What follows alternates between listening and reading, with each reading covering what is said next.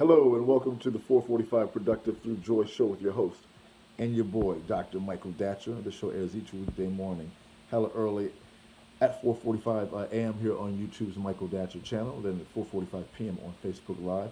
Today we're talking about redemption and productivity. What is the connection between redemption and productivity? Again, thanks for being here. If you are new to the show, please hit that subscribe button and get all these videos for free. I did say free, one, two, three, for free.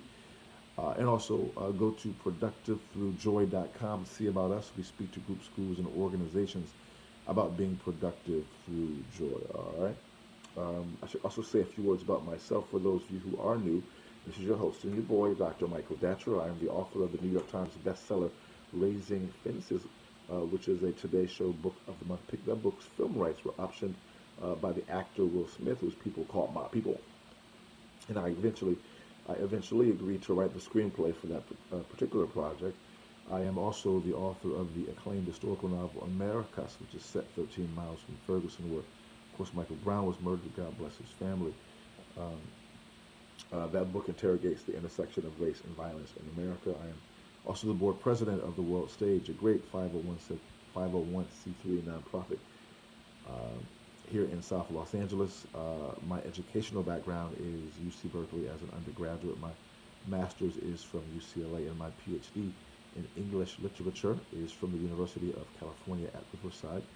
I am currently a professor of English at Loyola Marymount University in Los Angeles. Guys, I'm an expert at being productive. I don't say that to brag or boast, but people are oftentimes surprised at my level of productivity given how crazy my own personal narrative is. I am the product of a young woman who suffered an extreme violation as a child, as a young girl, gave me up for adoption soon thereafter, when at the age of a month, to an amazing single divorcee.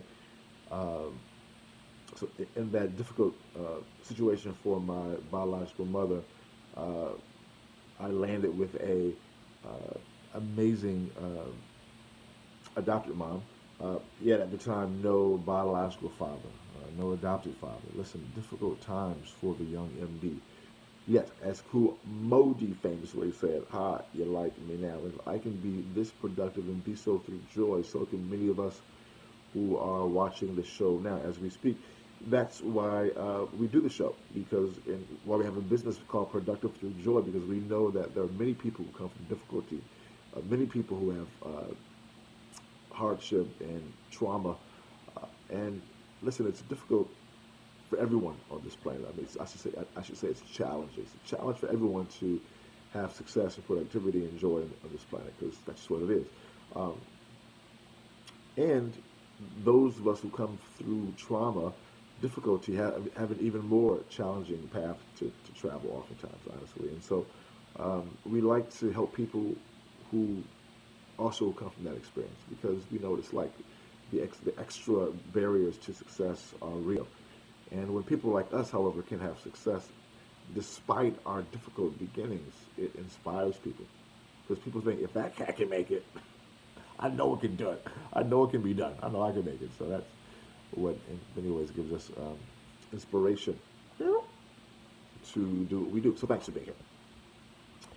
Today, again, we're talking about redemption and productivity. So let's dive into the topic. So redemption can be defined as being saved from error, rescued from error in some way, right? Something has happened, you made a mistake, but through that challenge, through that situation, you came out redeemed. You reemerged.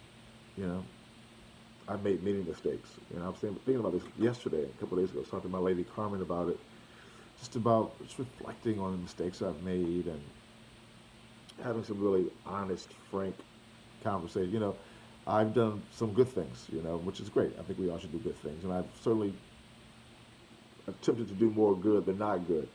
But it's good to every once in a while to reflect. Okay, I've also done some things that are not good, and it's good to kind of take responsibility for those things and, you know, deal with it.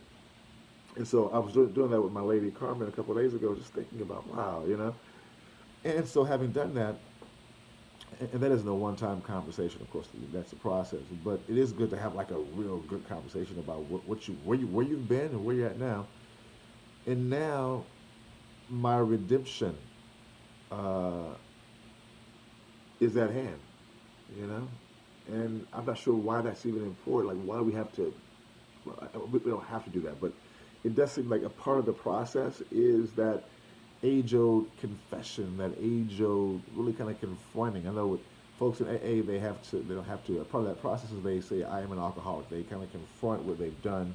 They bring in their family members and let the family members speak to how their alcoholism has impacted the family, etc. Listen, that's a part of the process. Part of the part. Let me clear my throat.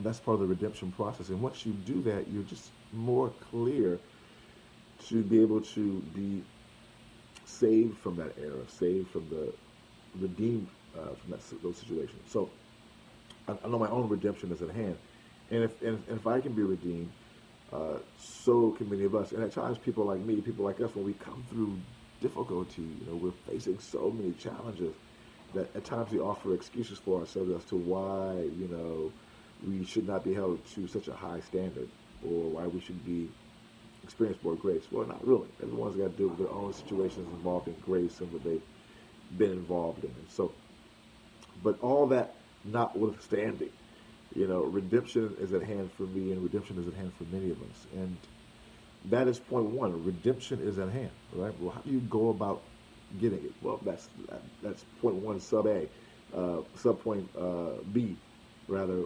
You have to confront, confess, deal with, take a long look in the mirror, use your own nomenclature here, but you gotta like own up to your role in whatever you need to be redeemed from. And then point two is you want to make change. You have to make decisions and follow those decisions up with actual change so that you are doing things differently. And then once you begin to create those different results-oriented changes in your life, listen, people are going to see it. Pardon me, let me clear my throat. And you're going to feel it because it's your life. And in that particular moment, in that, in that, in that moment of change, right? In that moment of change, that's when the redemption fully manifests. Where the incredible abundance, the incredible victory, the incredible, inspiring, extraordinary,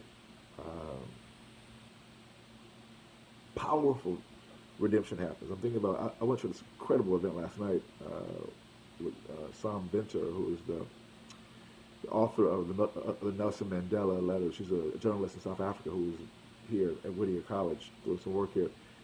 They're talking about Mandela, he's dead now. And so at times we forget just the mountain of a human being he was. In jail for 27 years, coming out of jail. I mean, the stories of, which I can't get into because there's not time, but just how he was treated in jail, how he was violated. And for the good of the country, he preached truth and reconciliation. I mean, my God.